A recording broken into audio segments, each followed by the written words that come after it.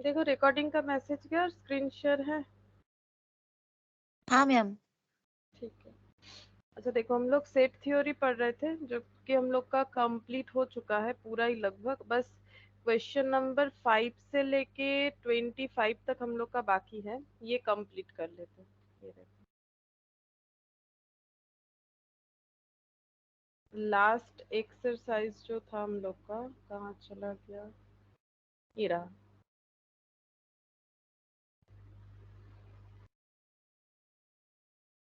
ये वाला नहीं, इसके बाद वाला।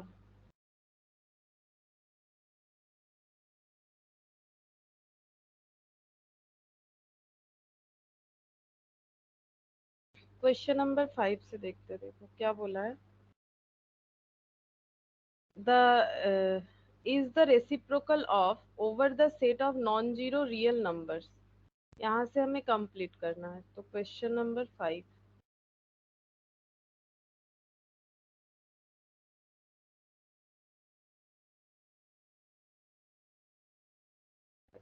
यहाँ पर हम लोग को क्या करना है, बोल रहा है कि हमें जो रिलेशन दे रखा है वो है is the reciprocal of, reciprocal relation दे रखा है, ठीक है। अच्छा, रेसिप्रोकल का मतलब क्या होता है? रेसिप्रोकल का मतलब होता है कि जैसे कि 2 का रेसिप्रोकल 2/1, या फिर ऐसे देखो, रेसिप्रोकल का मतलब पहले समझ लेते हैं। अगर 2/5 है तो इसका रेसिप्रोकल होगा 5/2, ठीक है। अब हम लोग को बोल रहा है रेसिप्रोकल रिलेशनशिप देखना है, is reciprocal of over the set of non zero real numbers. हमें set of non zero real numbers लेना है। नॉन जीरो रियल नंबर्स इसीलिए बोला है क्योंकि रियल नंबर में जीरो भी आता है, तो एक्सेप्ट जीरो बाकी रियल नंबर्स हमें लेना पड़ेगा। तो हम एक सेट ले लेते हैं जिसमें हम जो है कुछ रियल नंबर्स ले रहे हैं, जैसे कि हाफ, 2, 3 और 1/3। मैंने ऐसा नंबर ही क्यों लिया, देखो हमें क्या करना पड़ेगा, ये रिलेशन चेक करना पड़ेगा जिस रिलेशन का नाम है इज द रेसिप्रोकल ऑफ, ठीक है। अब 2 का रेसिप्रोकल 1/2 होता है या फिर 1/2 का 2 होता है, 3 का 1/3 या फिर 1/3 का 3 होता है।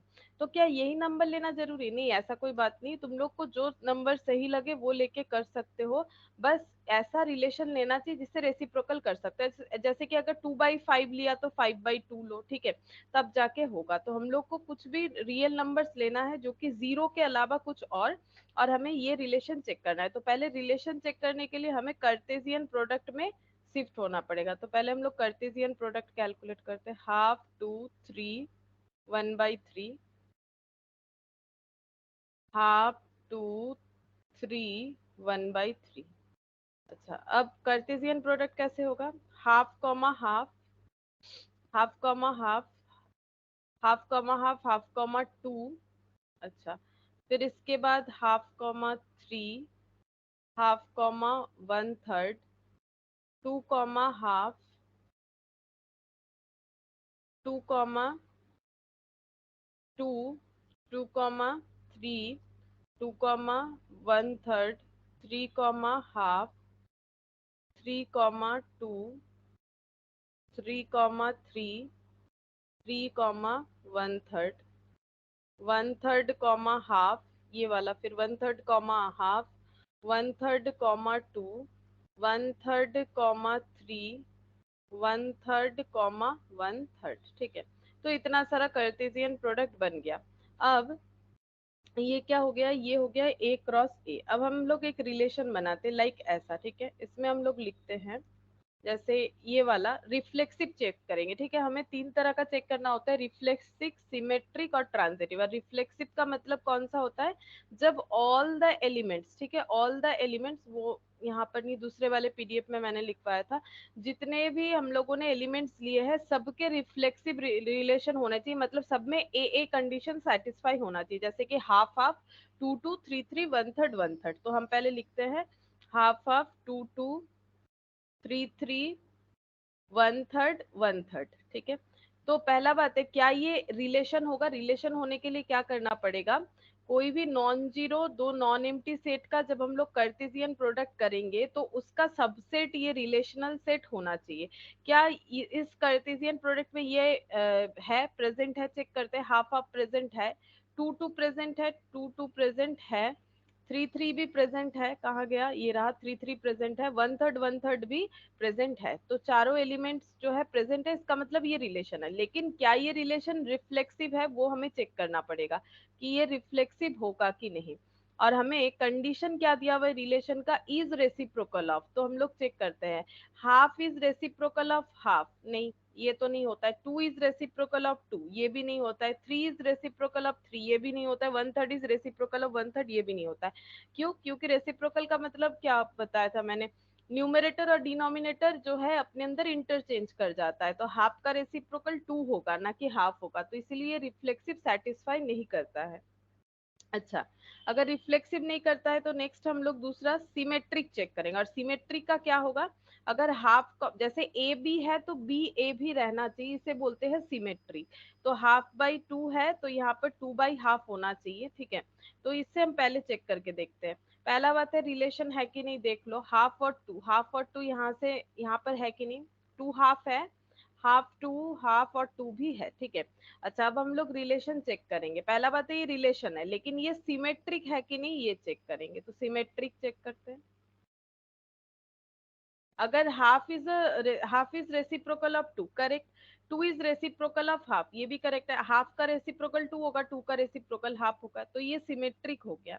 अच्छा, अब हम लोग देखेंगे ट्रांजिटिव होता है कि नहीं। तो दूसरा एक रिलेशन लेते हैं, और ट्रांजिटिव का क्या है, ए बी होने से बी सी होगा तो सी ए भी होगा। तो ए बी ये दोनों एलिमेंट से किया, बी सी मतलब टू कॉमा थ्री ले लिया मैंने, और यहाँ पर ले लिया मैंने सी ए,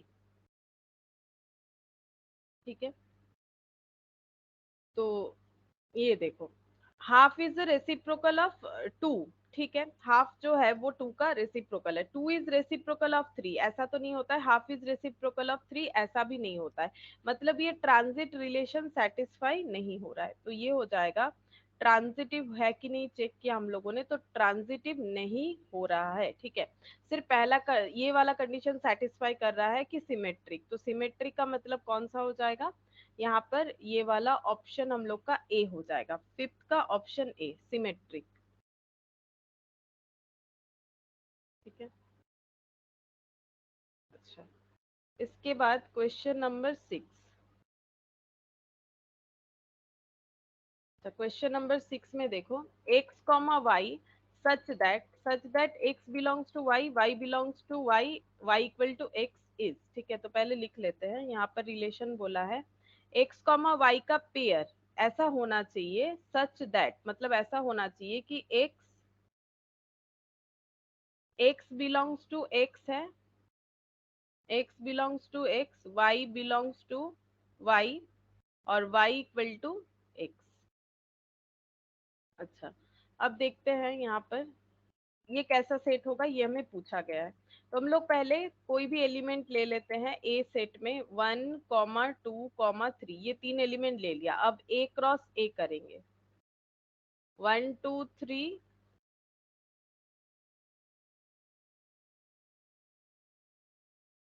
one two three,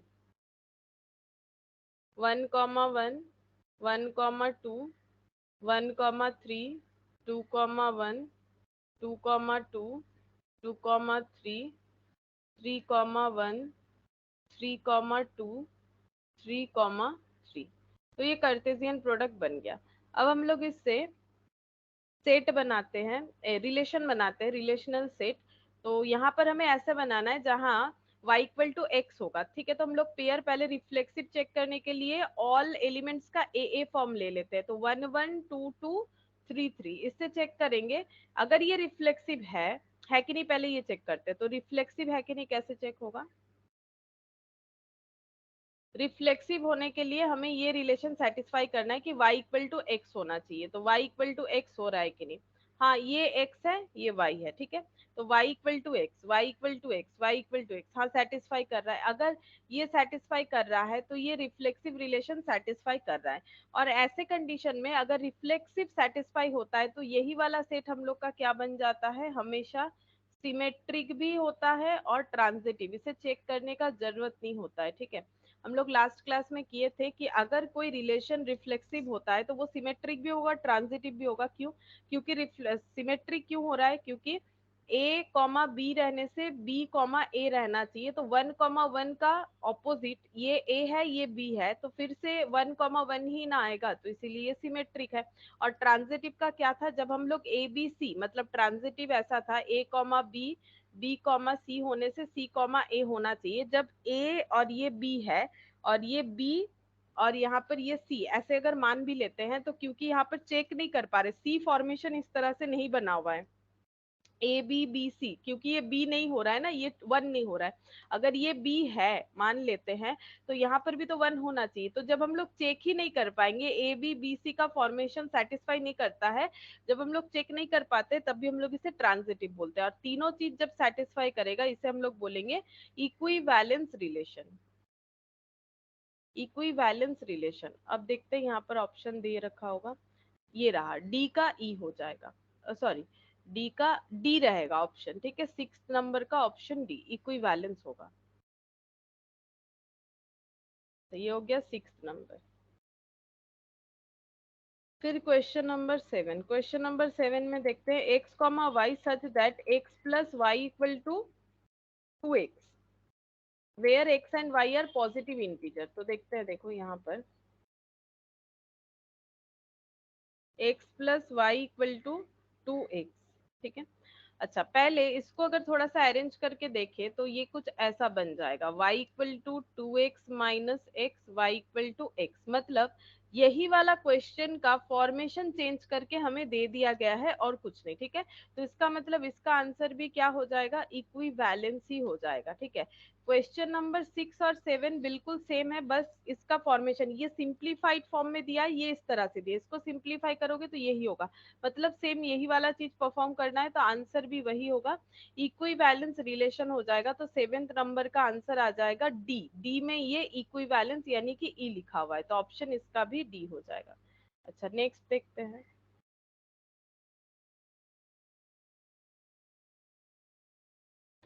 is the square of over n set of real numbers, ठीक है। हमें is the square of relation satisfy करवाना है। यहाँ पर लिखते हैं is the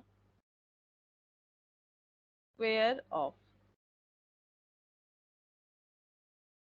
तो यहाँ पर 3 ऐसे नंबर लेंगे जो कि is the square of relation satisfy करेगा। जैसे कि 4 2 का स्क्वायर है, 2 का स्क्वायर 4 है और √2 का स्क्वायर 2 है। तो मैंने ऐसे 3 नंबर ले लिए, कुछ और भी ले सकते हैं लेकिन ऐसा रिलेशन बनना चाहिए, ठीक है।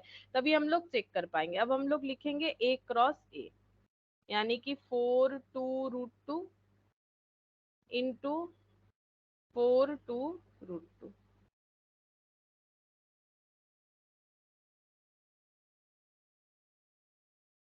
तो मैंने रिकॉर्डिंग का मैसेज,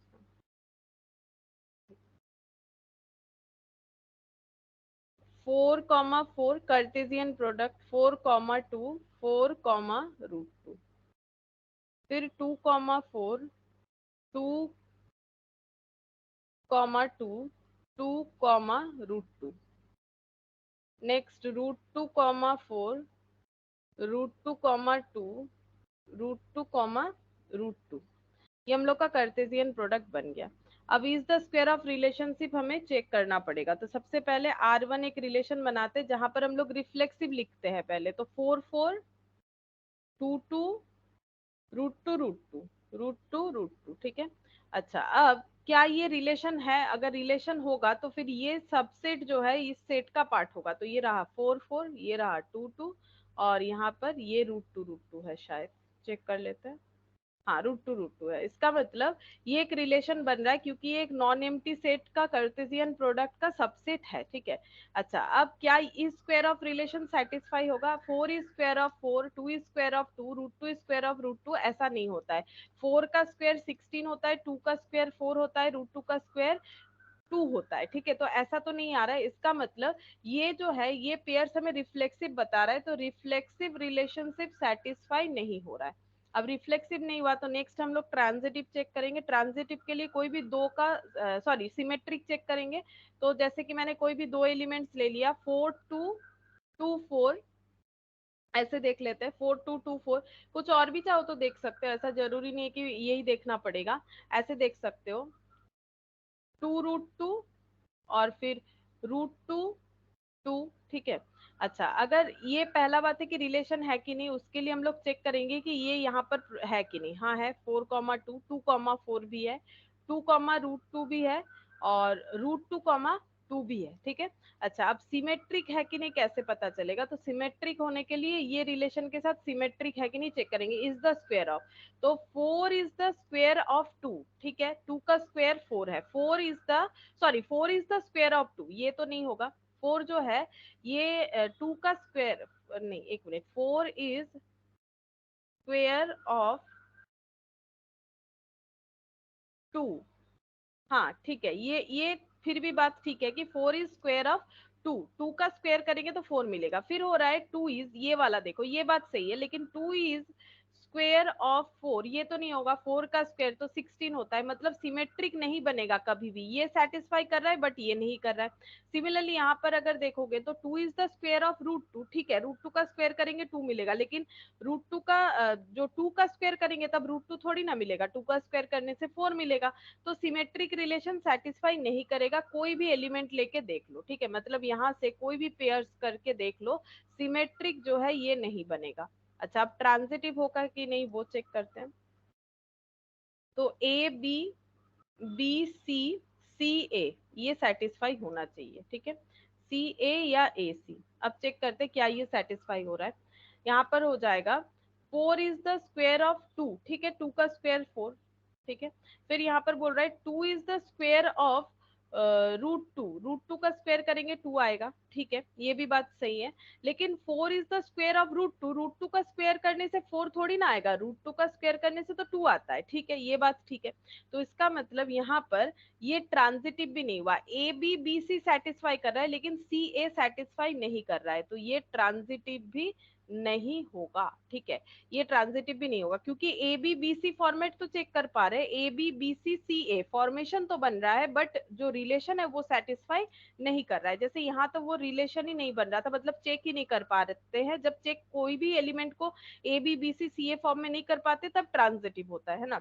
तो यहाँ पर देखो ये वाला हम लोग का क्या हो जाएगा, ये ना तो सिमेट्रिक है, ना तो रिफ्लेक्सिव है, ना तो ट्रांजिटिव है। तो इसका मतलब ये हो जाएगा नन ऑफ दिस, ठीक है, ऑप्शन डी,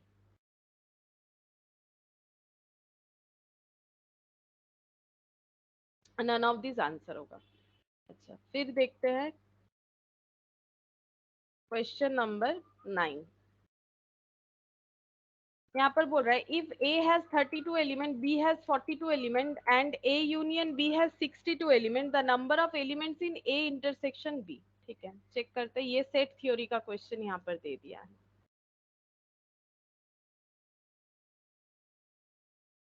ए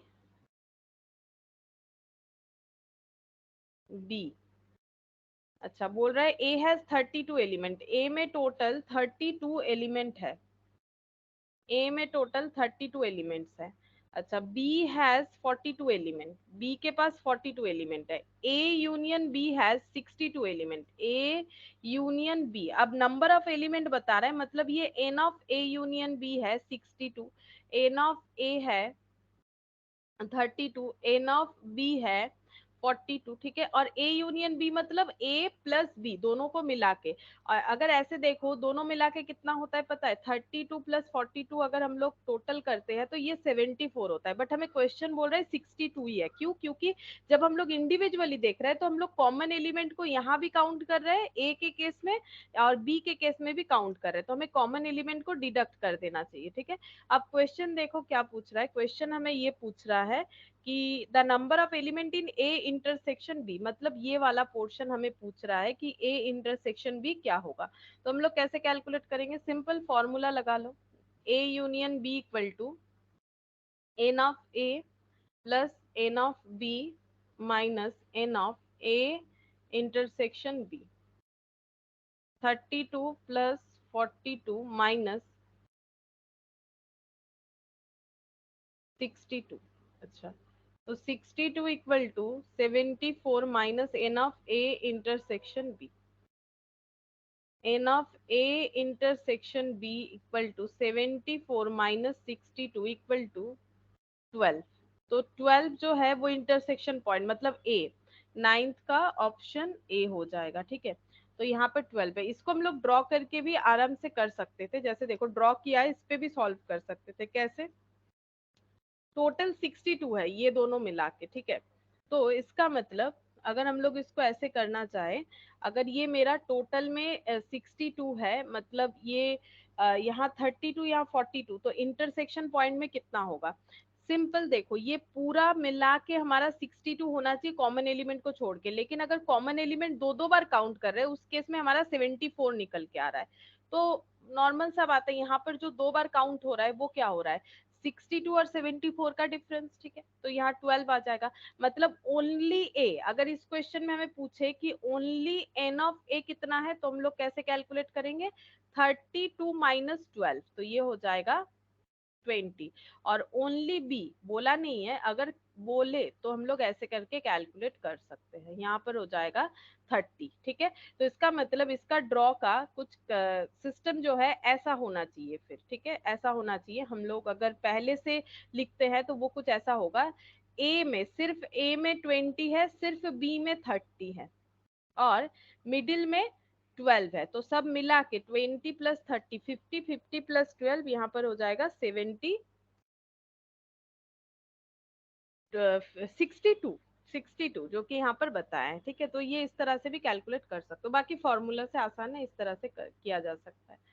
अच्छा, नाइन्थ का हो गया। अब नेक्स्ट देखते हैं क्वेश्चन नंबर 10। क्वेश्चन नंबर 10 यहाँ पर बोल रहा है, in a group of 20 children 8 drink tea but not coffee and 13 like tea, the number of children drinking coffee but not tea. ठीक है, तो यहाँ पर सर्वे जो है वो दो चीजों पे हुआ है, टी और कॉफी पे। टी और कॉफी पे सर्वे हुआ है। अब बोल रहा है 20 चिल्ड्रन में 8 drink tea but not coffee, तो 8 ऐसे है चाय पीते हैं बट कॉफी नहीं पीते, मतलब ओनली नंबर ऑफ चिल्ड्रेन जो कि चाय पीते हैं वो है 8 जन। ओनली टी हो गया ना, क्योंकि बता ही दिया है but not coffee. And 13 like T, 13 like T मतलब टोटल ये टी में 13 हो रहा है, टोटल टी का वैल्यू 13 है, मतलब एन ऑफ टी 13 है, ओनली टी 8 है। ठीक है, तो इसका मतलब कॉमन पोर्शन में कितना आ जाएगा?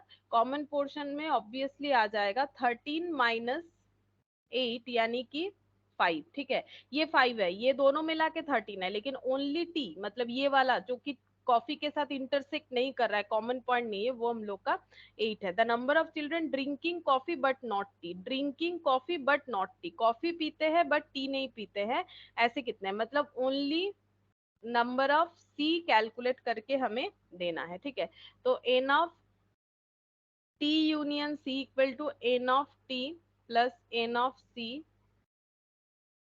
Minus N of T intersection C. कैसे कैलकुलेट होगा? टोटल 20 लोगों पे ये सर्वे हुआ है, एन ऑफ टी 13 है, एन ऑफ सी हमें नहीं पता, और इंटरसेक्शन का पॉइंट 5 आ रहा है। ठीक है, इंटरसेक्शन का पॉइंट 5 आ रहा है, तो एन ऑफ सी कितना हो जाएगा? एन ऑफ सी हो गया 20, और यहाँ पर माइनस हो जाएगा, ये इधर आ जाएगा, तो 13 माइनस 5 माइनस 20, तो ये हो गया -12, तो एन ऑफ सी हो गया 12। ठीक है, लेकिन हमें सिर्फ ओनली एन ऑफ सी, मतलब हमें एन ऑफ सी मिल गया है 12, लेकिन ओनली एन ऑफ सी क्या होगा? ओनली एन ऑफ सी मतलब ये पूरे सर्कल का वैल्यू पता चल गया है 12, लेकिन सिर्फ ये पोर्शन अगर पता करना है, सिर्फ ये पोर्शन अगर पता करना है, ये इधर वाला पोर्शन, तो कितना होगा? तो नॉर्मल यहाँ पर 12 से हम लोग 5 माइनस कर देंगे, तो 12 से 5 माइनस करने पे कितना आ जाएगा? 7। ठीक है, ओनली सी मतलब ओनली कॉफी जो है पसंद करते हैं ऐसे 7 चिल्ड्रन हो गए। ठीक है, और दोनों मिला के पसंद करते हैं 12, और टी के केस में 13, और यहाँ पर ओनली टी 8 हो जाएगा। ठीक है, अच्छा ये हम लोग का हो गया। आंसर देख लेते हैं, 7 बी, 10th का ऑप्शन बी हो जाएगा।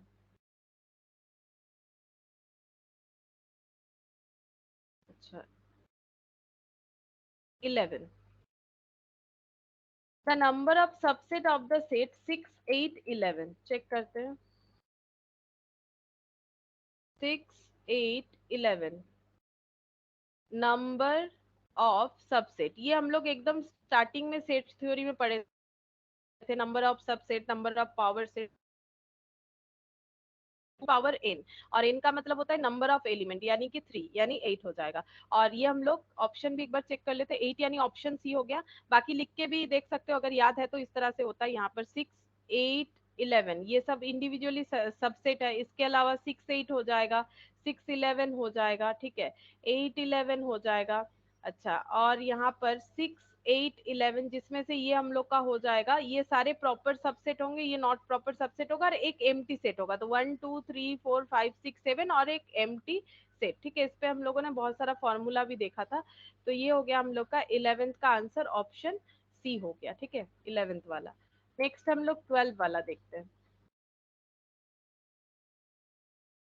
अच्छा, 12th वाले में क्या बोला है? The set v equal to x such that x plus two equal to zero, R x such that x square plus two x equal to zero, a such that x square plus x minus two equal to zero are equal to one another if x is equal to.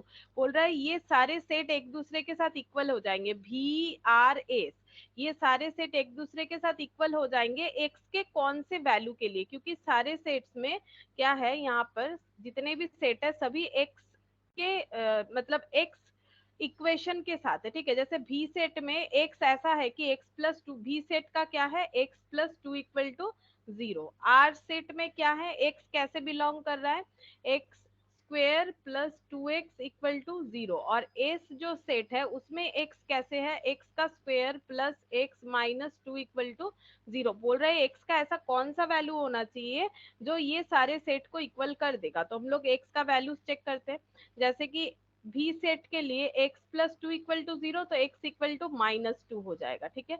अच्छा, यहाँ पर देखते हैं x का square plus two x equal to zero, तो यहाँ से x common ले लो, x plus two equal to zero, x equal to zero, यहाँ से दो पार्ट हो जाएगा, x plus two equal to zero, x equal to minus two. अच्छा, थर्ड यहाँ पर x का square plus x minus two equal to zero, इसका भी हम लोग मिडिल टर्म फैक्टराइजेशन करते हैं. तो टू का यहाँ पर एलसीएम करोगे तो टू वन जा two, two minus one, x minus two equal to zero, minus x minus two equal to zero. तो एक्स कॉमन ले लेते हैं, माइनस वन कॉमन ले लिया तो एक्स प्लस टू हो गया. तो x plus two, x minus one equal to zero, x plus two equal to zero, x equal to minus two, x minus one equal to. अच्छा, अब यहाँ पर हमें ये देखना पड़ेगा कि x का ऐसा कौन सा वैल्यू है जो तीनों इक्वेशन को सेटिस्फाई कर रहा है. तो यहाँ तो एक ही वैल्यू आया माइनस टू, यहाँ पर भी माइनस टू आ रहा है, यहाँ पर भी माइनस टू आ रहा है. मतलब अगर x का वैल्यू माइनस टू होगा तो ये तीनों इक्वेशन जो है वो सेटिस्फाई हो जाएगा उस एक वैल्यू से. बोल रहा है कि इक्वल हो जाएगा to one another if x is equal to, x का वैल्यू माइनस टू, अगर माइनस टू होगा जीरो माइनस टू, तो फिर v का वैल्यू भी जीरो, r का वैल्यू भी जीरो, s का वैल्यू भी जीरो. तो कॉमन जो नंबर होगा जो तीनों सेट को सेटिस्फाई करेगा वही हम लोग का क्या होना चाहिए, वही हम लोग का जो है x का वैल्यू होना चाहिए. तो माइनस टू, एक्स का वैल्यू अगर माइनस टू होगा तो तीनों का तीनों सेट जो है वो इक्वल हो जाएगा. तो माइनस टू यानी कि आंसर ऑप्शन ए हो गया 12 का. 13, 13 नंबर में क्या बोला है? if the universal set e equal to x such that x is positive integer less than 25, a equal to, अच्छा, हम लोग को बोल रहा है x एक पॉजिटिव इंटीजर है जो कि लेस देन 25 है, a का वैल्यू बता दिया है, b का वैल्यू बता दिया है, तो इसमें से कौन सा रिलेशन सेटिस्फाई होगा? तो ये करके भी देख सकते हो, लेकिन इसमें थोड़ा हमें दिमाग लगा लेना चाहिए. ये कुछ डी मॉर्गन्स लॉ की तरह दिख रहा है. तो ये देखो डी मॉर्गन्स लॉ में क्या था, क्या ये डी मॉर्गन्स लॉ को सेटिस्फाई कर रहा है? जो ऑप्शन ए है हाँ कर रहा है. क्या ये डी मॉर्गन्स लॉ को सेटिस्फाई कर रहा है? नहीं. डी मॉर्गन्स लॉ में जब भी ब्रैकेट हमारा whole to the power complement open होगा तो ये इंटरसेक्शन यूनियन हो जाता है, यूनियन इंटरसेक्शन. तो ये कंडीशन सेटिस्फाई नहीं कर रहा है और ये भी नहीं कर रहा है। बाकी हम लोग ये ऑप्शन ये आंसर होगा, बाकी चेक करके भी देख सकते हैं। ठीक है, पहले इस पे चेक करते हैं कि कौन सा रिलेशन सेटिस्फाई होगा। तो पहले ए, इस पे चेक करते हैं, जो कि मेरे हिसाब से आंसर है A intersection B whole complement equal to A complement union B complement. ये हम लोग का डिमॉर्गन्स लॉ होता है। अच्छा, अब हमारा ए और बी का वैल्यू बता दिया, 2 6 8 14 22। ए का वैल्यू है 2 6 8 14 22। हम इंटरसेक्शन करेंगे बी के साथ। बी का वैल्यू है 4 8 10 14। ठीक है, ये हम लोग क्या कर रहे हैं, ए इंटरसेक्शन बी निकाल रहा है। अब इंटरसेक्शन का मतलब होता है कॉमन चीजों को कैलकुलेट करना। तो कॉमन क्या है, 2 कॉमन नहीं है, 6 कॉमन नहीं है, 8 कॉमन नहीं है, 14 कॉमन नहीं है, 22 भी कॉमन नहीं है। तो कॉमन तो कुछ भी नहीं है, ए और बी के अंदर कॉमन कुछ भी नहीं है, तो ये हो गया एक एम्प्टी सेट। ठीक है, अच्छा अब ए कंप्लीमेंट और बी कंप्लीमेंट क्या होगा, ए कंप्लीमेंट यूनियन बी कंप्लीमेंट निकालना है। ए कंप्लीमेंट का मतलब जो यूनिवर्स में है बट ए में नहीं है, इसका मतलब 2 6 8 14 और 22 के अलावा बाकी जितने भी नंबर। और ई जो है वो यूनिवर्सल सेट है, यहाँ पर बता दिया है ई जो है एक यूनिवर्सल सेट है। और ई का वैल्यू क्या है, एक्स जितने भी वैल्यू है वो ई का वैल्यू है। और एक्स को कैसे रिप्रेजेंट किया गया, लेस देन 25, मतलब 1 से लेके 1 2 3 4 5 से लेके डॉट डॉट करके 24 तक होगा। ठीक है, अच्छा अब इसका मतलब ए इंटरसेक्शन बी तो हम लोग का नील आ गया, मतलब 5 आ गया।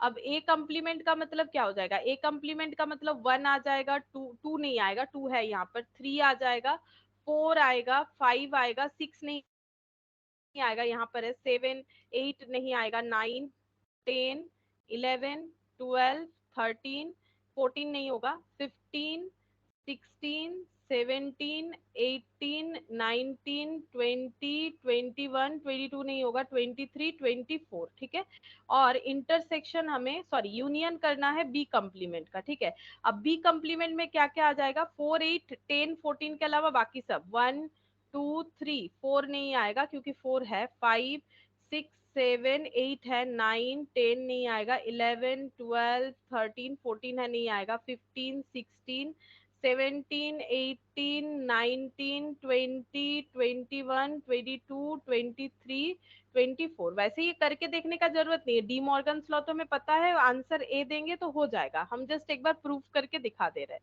अच्छा, अब ये दोनों का कंप्लीमेंट हो गया। अच्छा अब ए अच्छा ए इंटरसेक्शन बी इंटरसेक्शन का हमें ए इंटरसेक्शन बी का होल कंप्लीमेंट भी करना था, मैंने सिर्फ इंटरसेक्शन करके रख दिया। अब इसका होल कंप्लीमेंट करो, यहाँ पर दिखाते हैं ए इंटरसेक्शन बी जो कि हमारा 5 आया है, इसका होल कंप्लीमेंट करेंगे मतलब सारे नंबर्स आ जाएंगे। सोचो 5 के अलावा सारे कुछ आएगा, तो यहाँ से 1 से लेके 1 2 3 ऐसे करके डॉट डॉट करके 24 तक, मतलब बेसिकली बोलो तो ई आ गया। ठीक है, अब अगर इसको चेक करोगे ना तो यहाँ पर ये दोनों का अगर हम लोग यूनियन करेंगे ना तो हम लोग का ई ही आएगा। चेक करके देख लो क्या क्या आ जाएगा, 1 आ जाएगा, 2 आ जाएगा, 3 आ जाएगा। ठीक है, यहाँ से 4 5 6 7, ठीक है 7 आ जाएगा।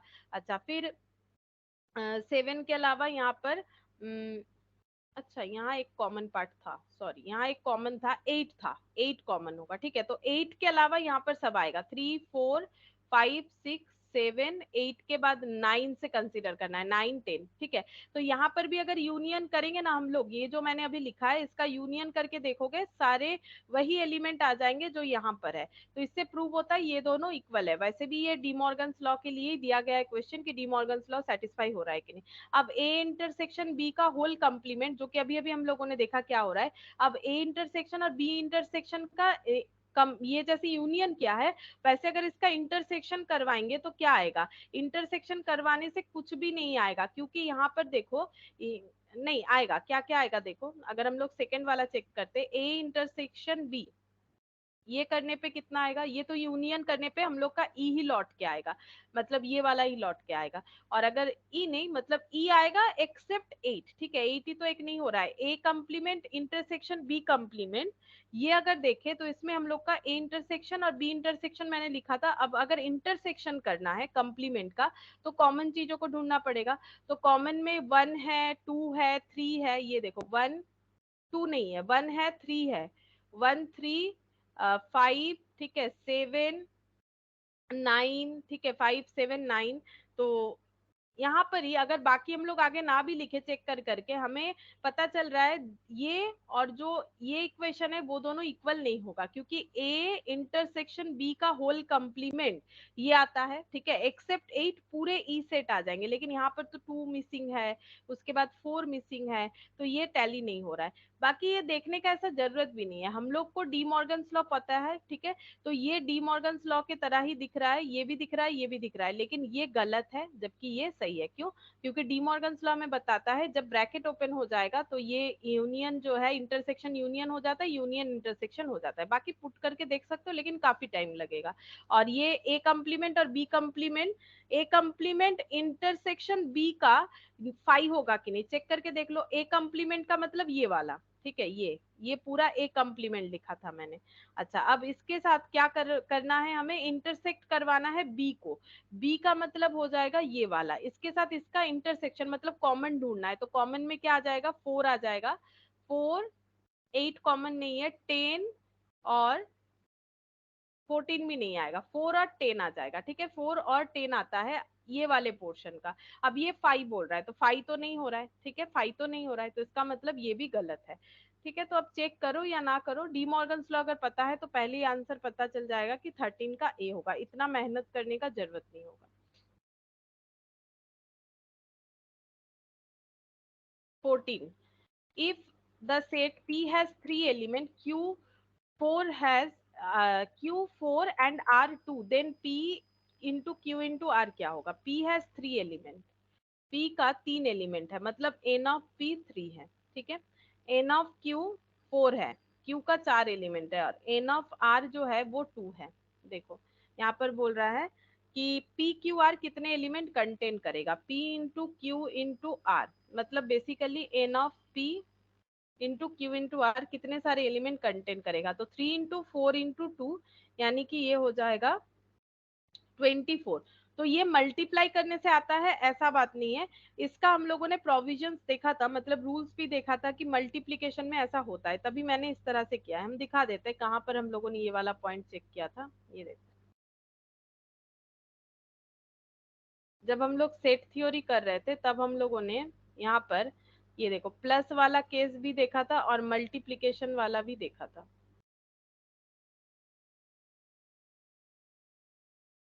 ये रहा डी मॉर्गन्स भी देखा था, वो कार्टेशियन प्रोडक्ट में देखा होगा शायद, एक सेकेंड,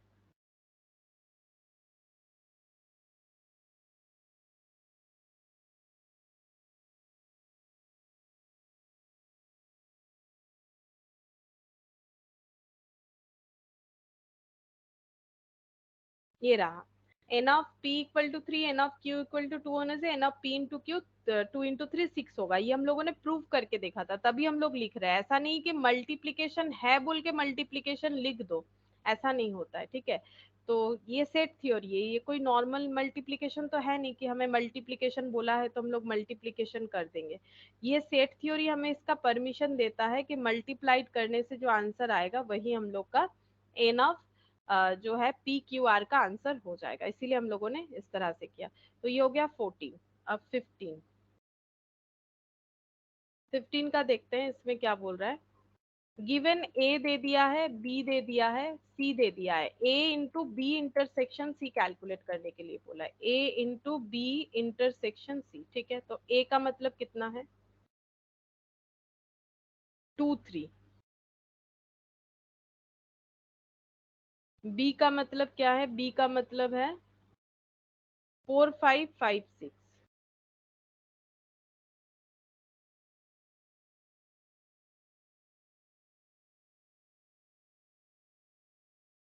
2 3, 4 5 और 5 6 में कॉमन क्या है? 5 है, क्योंकि इंटरसेक्शन का मतलब कॉमन। अब मल्टीप्लीकेशन कैसे होता है सेट थ्योरी में? 2 5 3 5 ऐसे हो जाएगा। देखते हैं आंसर। 2 5 3 5 मतलब ये वाला ऑप्शन ए, 15 का ऑप्शन ए हो जाएगा। 16, 16 में क्या बोला है? A town has a population of 50,000, out of it 28,000 read the newspaper X and 23,000 read newspaper Y, while 4,000 read both the newspaper. ठीक है, तो टोटल पॉपुलेशन है 50,000। एक्स टाइप न्यूज़पेपर पढ़ते हैं 28,000 पर्सन और वाई टाइप न्यूज़पेपर पढ़ते हैं 23,000 person. अच्छा, अब 4,000 both the papers, 4,000 both the papers। अच्छा, फिर बोल रहा है the number of person not reading X and Y both. अच्छा, हम लोग को ये फाइंड आउट करना है कि कितने ऐसे लोग हैं जो एक्स एंड वाई दोनों नहीं पढ़ते हैं। तो N of X union Y का फॉर्मूला क्या हो जाएगा? N of X plus N of Y minus N of X intersection Y. हम लोग को ये पता है कि 28,000 ऐसे हैं जो एक्स पढ़ते हैं, 23,000 ऐसे हैं जो कि वाई पढ़ते हैं। उसमें से हम लोग कॉमन पार्ट को हटा देंगे, तो यहाँ पर आंसर निकल के आएगा 28,000 प्लस 23,000 माइनस 4,000, तो ये हो गया 47,000। ठीक है, ये हम लोग का क्या आंसर आ गया? N of X union Y. X union Y का मतलब है कि टोटल 47,000 लोग ऐसे हैं जो कि न्यूज़पेपर पढ़ते हैं, या तो एक्स पढ़ते होंगे या तो वाई पढ़ते होंगे, लेकिन सर्वे तो 50,000 लोगों पे हुआ था। ठीक है, हमें फाइंड आउट करना है not reading X and Y both, ना तो कोई एक्स पढ़ता है ना तो कोई वाई पढ़ता है। तो सर्वे जितने लोगों में हुआ है, यहाँ पर लिखते हैं रीड नन, मतलब कुछ भी नहीं पढ़ते हैं, दोनों में से किसी भी तरीके का पेपर नहीं पढ़ते। ऐसे कितने लोग होंगे? 50,000 लोगों पे सर्वे हुआ, तो दिख रहा है कि 47,000 ऐसे लोग हैं जो कि कोई ना कोई पेपर तो पढ़ते ही हैं। तो 3,000 ऐसे लोग हो गए जो कोई भी पेपर नहीं पढ़ते हैं, यानी ऑप्शन बी। इसको अगर ड्रॉ करेंगे तो ये कुछ ऐसे देखने में होगा। यहाँ पर 28,000 मतलब ये पूरा मिला के 28,000, इसीलिए मैंने इसको कवर करके लिखा। 23,000 मतलब इस तरह से 23,000, ये एक्स टाइप ये वाई टाइप न्यूज़पेपर। ठीक है, अच्छा, फिर हमें कॉमन भी बता दिया है 4,000, मतलब इसको हम लोग ऐसे चाहे तो लिख सकते हैं। तो कॉमन तो बता दिया था, हम ऐसे क्यों लिखें? हम लोग इसको ऐसे लिखेंगे, कॉमन अगर हम लोग का 4,000 है तो ये हो जाएगा 28 माइनस 4, 24,000। अच्छा, ये इसमें से 4,000 माइनस करेंगे तो ये हो जाएगा 19,000। ठीक है, ये कर लेते हैं एक्स, ये कर लेते हैं वाई। तो टोटल इतने लोग जो है वो कुछ ना कुछ पढ़ते हैं। 24 प्लस 19 प्लस 4 चेक करो तो भी हम लोग का 47 ही आएगा। 24 प्लस 19 प्लस 4 है ना, 47 आ गया। तो 50,000 लोगों पे सर्वे हुआ है, तो 47,000 पर्सन ऐसे हैं जो कोई ना कोई न्यूज़पेपर रीड करते हैं। इसका मतलब 3,000 पर्सन ऐसे ऐसे हैं जो कि रीड नहीं करते हैं। अच्छा, अब आ गया क्वेश्चन नंबर 17।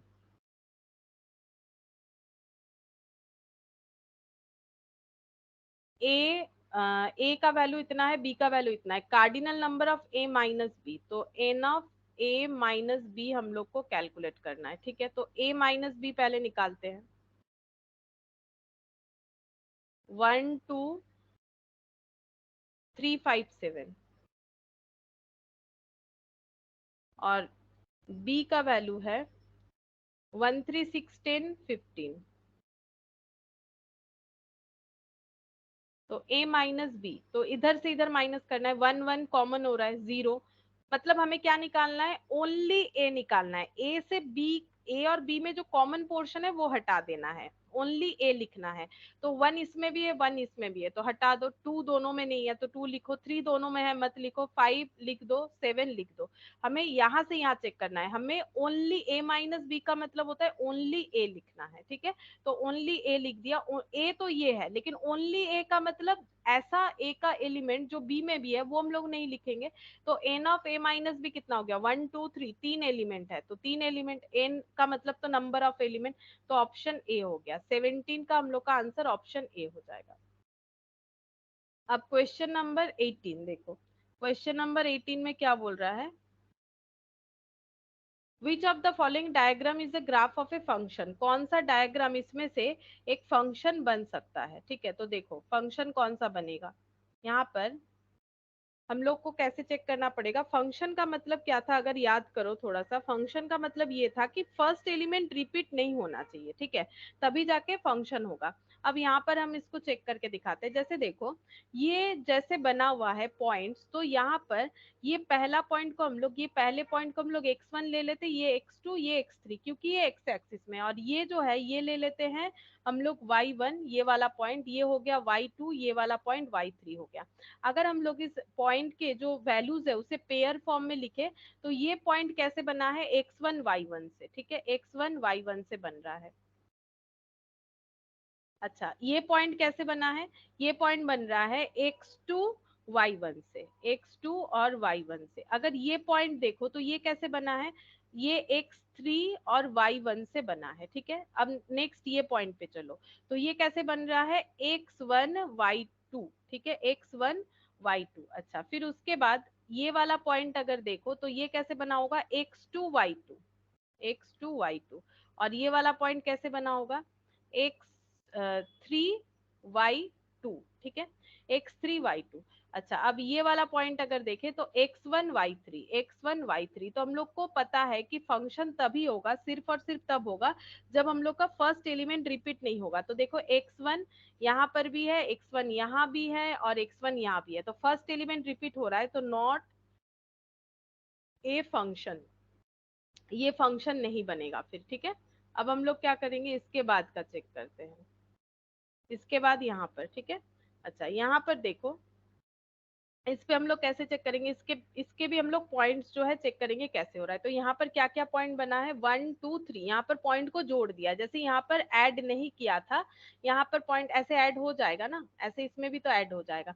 यहाँ पर ऐड नहीं किया, हम लोग सिर्फ पॉइंट का नाम देंगे। जैसे ये वाला हम लोग का ओरिजिन पॉइंट हो गया, यानी ओ, ये पॉइंट लेते हैं x1, ये हो गया x2, और ये हो गया हम लोग का x3, ठीक है।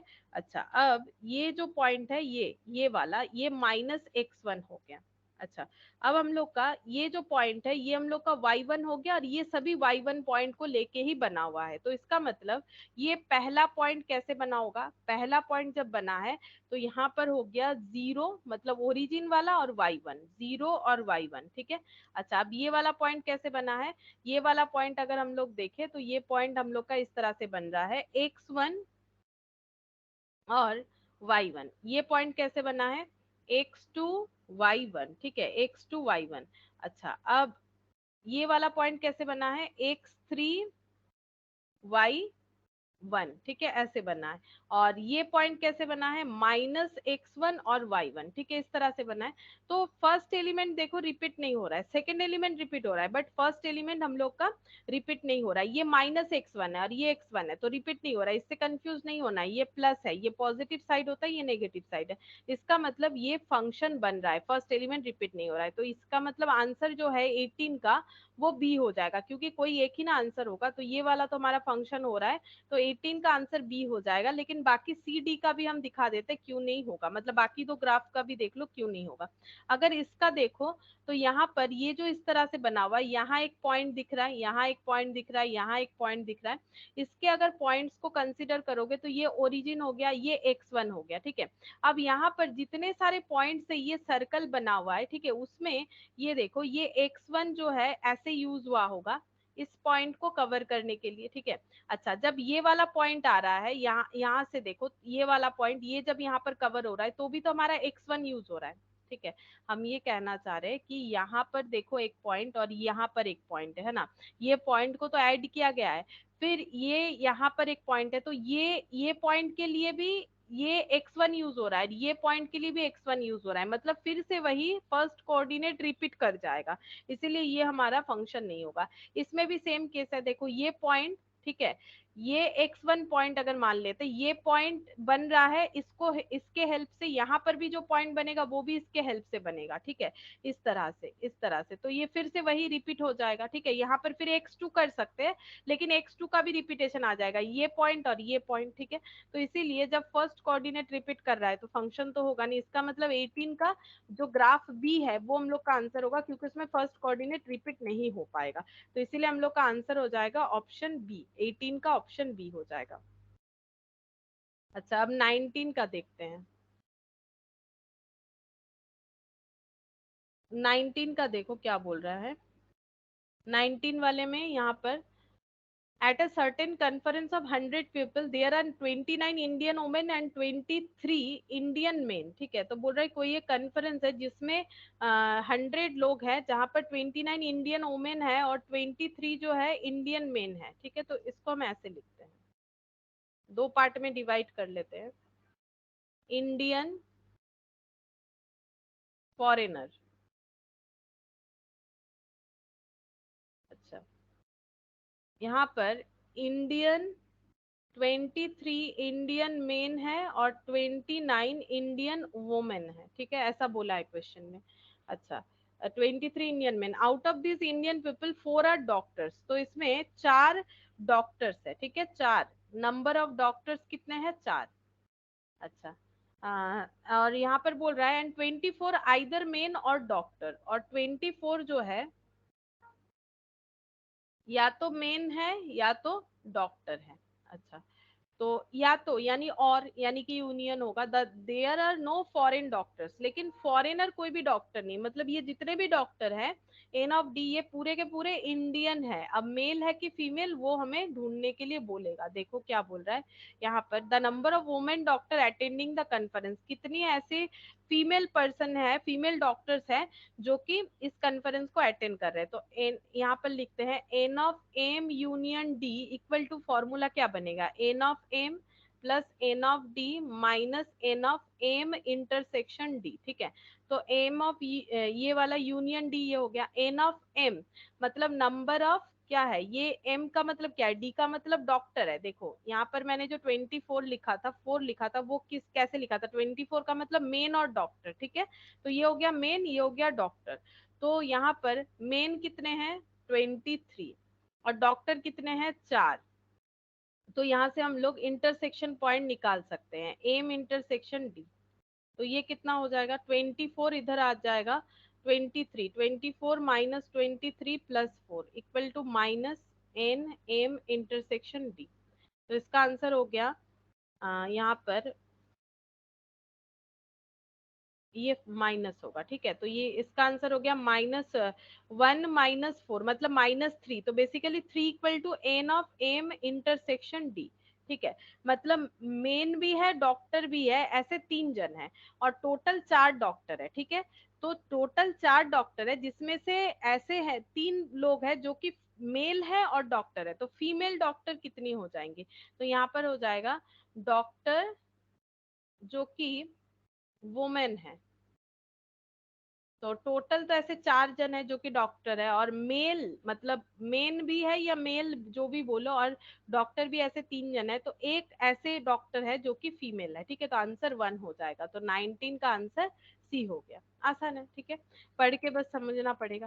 फिर 20, A let A equal to A B, set of subset of A is called power set of A denoted by P of A, now N of P of A is. तो ये हमें power set वाला question दे रखा है, तो देखो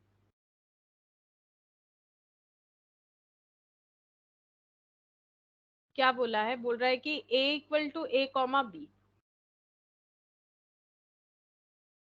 अच्छा, फिर क्या बोला है, set of subset of A is called power set of A denoted by P of A, P of A, ये हो गया power set of A, power set और सबसेट ऑफ ए।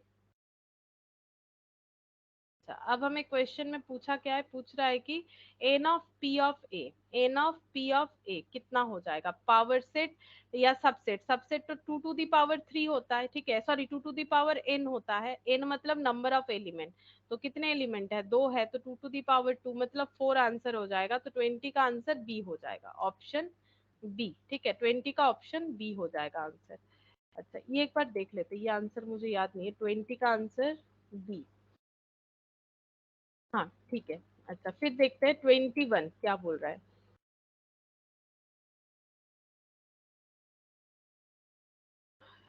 21 में बोला है out of 2000 employees in an office 48% preferred coffee. ठीक है, तो नंबर ऑफ पर्सन जो कि कॉफी प्रेफर्ड करते हैं 48%, हम साथ साथ नोट डाउन भी करते जाते हैं और यहाँ पर 54% लाइक टी, 54% को टी पसंद है।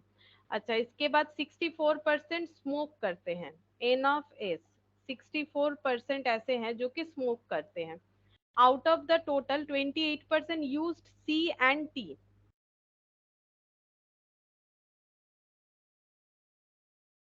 28% यूज्ड सी एंड टी, और उसके बाद 32% यूज टी एंड एस।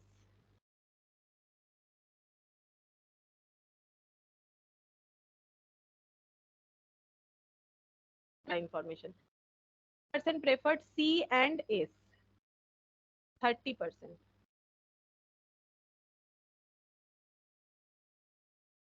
अच्छा अब हम लोग को पूछ रहा है only 6% did none of this, 6% ऐसे हैं जो कि ये सर्वे में नहीं आते, मतलब ना तो वो कॉफी पीते हैं, ना तो चाय, ना तो स्मोक करते हैं, ऐसे कितने लोग हैं। तो 100% लोगों में सर्वे हुआ है, 6% ऐसे लोग हैं जो कि ये कोई भी चीजों को पसंद नहीं करते, यानी 94% जो है ये तीनों में से कोई एक कैटेगरी में तो आ ही जाएंगे। The number having all the three, ऐसे कौन से पर्सन है, कितने पर्सन है जो सारी चीजों का अवेलेबल, मतलब सारी चीज करते हैं, मतलब कॉफी भी पीते हैं, चाय भी पीते हैं, स्मोक भी करते हैं। तो ऐसे लिखेंगे C union T union S. अब formula n of C, n of T, n of S, अब इंटरसेक्शन कर करके माइनस करना पड़ेगा। N of C intersection T, n of T intersection S minus N of C intersection S plus N of T intersection C intersection S. ठीक है। अच्छा अब N of सी का मतलब 48, हम एक बार परसेंटेज हटा के लिख रहे हैं, 54 टी, एस का मतलब 64, सी इंटरसेक्शन टी मतलब 28%। अच्छा टी इंटरसेक्शन एस 32%। अच्छा फिर इसके बाद सी इंटरसेक्शन एस 30%, और T intersection C intersection S 30%। Oh sorry, ये तो तीनों का कॉमन है, ये हमें कैलकुलेट करना पड़ेगा। ये लिख देते हैं एन ऑफ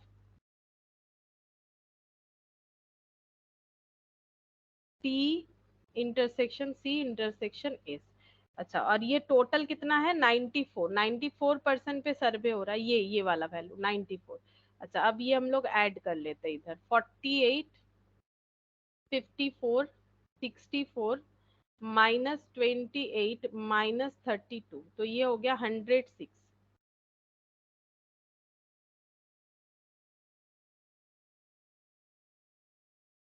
एक मिनट, ये गलत कर दिया शायद मैंने, 48, 54, 64 -28 -32 -30, तो ये कैलकुलेट होके आया 76 plus N of C intersection T intersection S.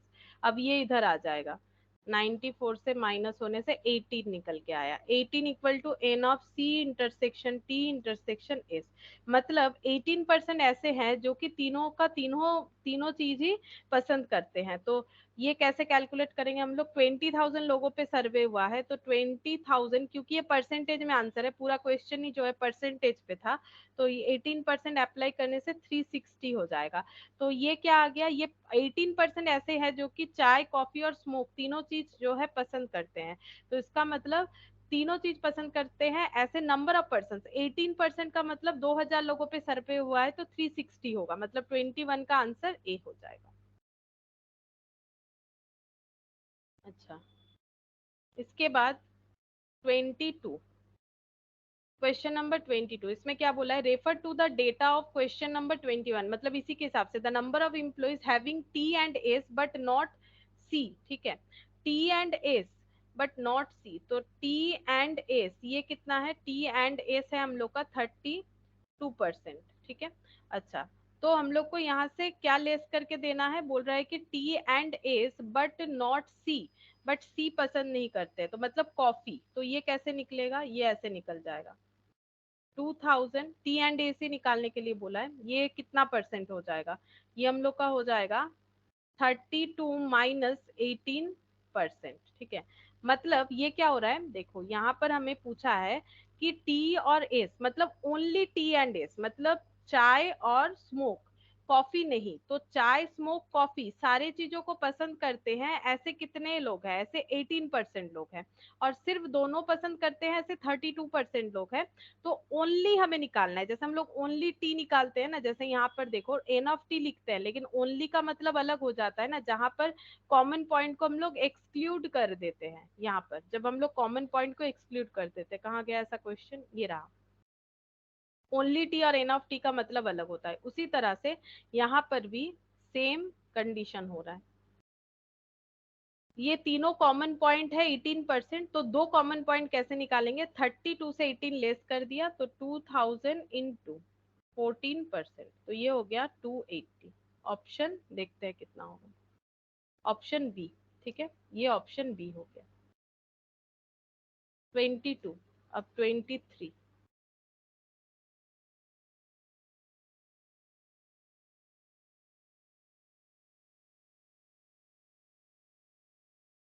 Refer to the data of question 21, मतलब वही वाला question, the number of employees having T and S but not C, नहीं ये तो 22 वाला था। Refer to the question 21, the number of employees preferring only coffee. ठीक है, तो ओनली कॉफी, तो देखो ओनली कॉफी में यहाँ 48% दिख रहा है, लेकिन इसमें कॉमन चीज इंक्लूडेड होगा, ये ओनली कॉफी नहीं है, तब तो फिर हमें क्वेश्चन ही नहीं पूछता ना, तो परसेंटेज निकालना पड़ेगा। तो ये 48% से हमें क्या लेस करना पड़ेगा, यहाँ से हमें लेस करना पड़ेगा जो कॉमन पॉइंट है वो, और जो मिक्सड अप पॉइंट है, मतलब कॉफी के साथ जो कॉमन पॉइंट है, तो 28 और ये 30, ये दोनों लेस करेंगे।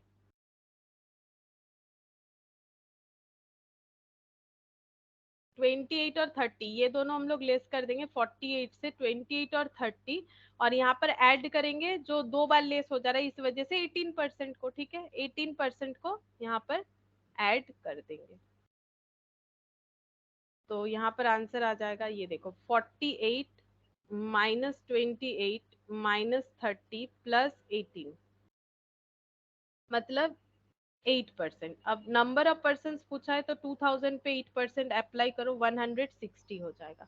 ये ओनली कॉफी निकालने का मतलब है, जैसे कि यहाँ पर टी था, कॉफी था और स्मोक का बात था। ठीक है, ओनली टी का, ओनली कॉफी का मतलब हो जाएगा, यहाँ पर ओनली कॉफी का मतलब क्या होगा, देखो ओनली कॉफी का मतलब होगा सिर्फ और सिर्फ ये वाला portion.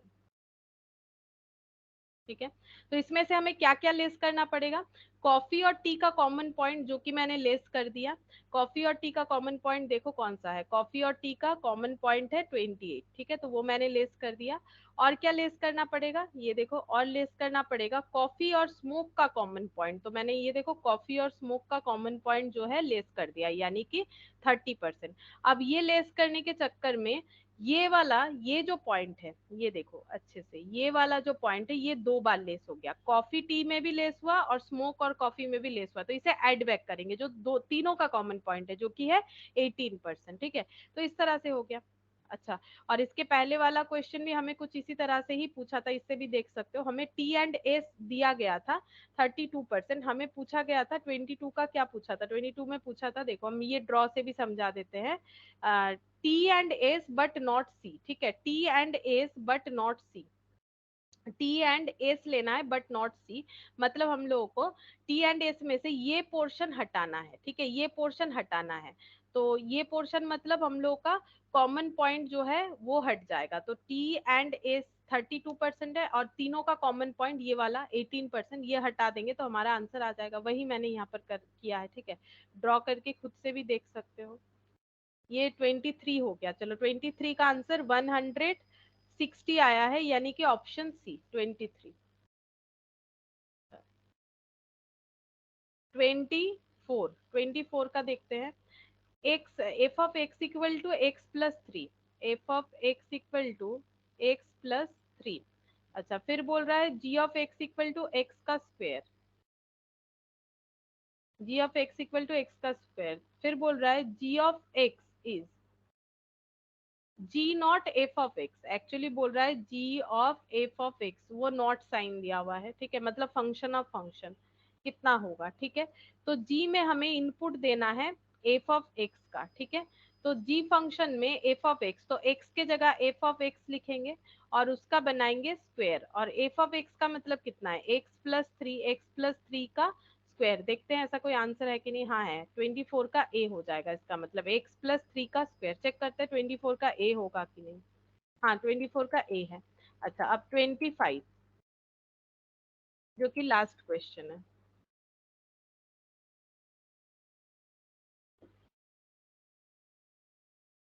F of x equal to one divided by one minus x, f inverse x क्या होगा। तो ये हम लोग पहले भी किए हैं ऐसा क्वेश्चन, ठीक है।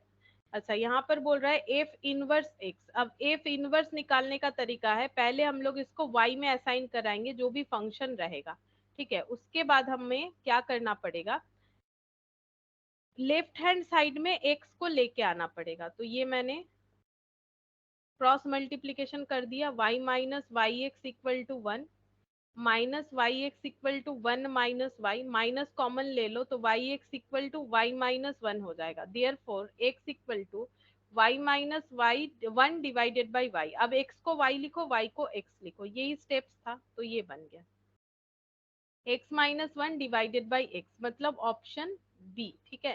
तो ये इनवर्स फंक्शन हो गया, 25 का ऑप्शन बी हो जाएगा, ठीक है, 25 का ऑप्शन बी। और देखो सेट थ्योरी हम लोग का यहाँ पर कंप्लीट हो गया, और इसमें कुछ नहीं है, ठीक है। तो आज हम लोग नया कुछ स्टार्ट नहीं कर रहे हैं, नेक्स्ट मैथ क्लास में देखते हैं कि मैथ करें या लॉजिकल रीजनिंग, तो हम लोग कोई भी एक जो है वो स्टार्ट करेंगे, ठीक है। तो आज इतना ही करते हैं।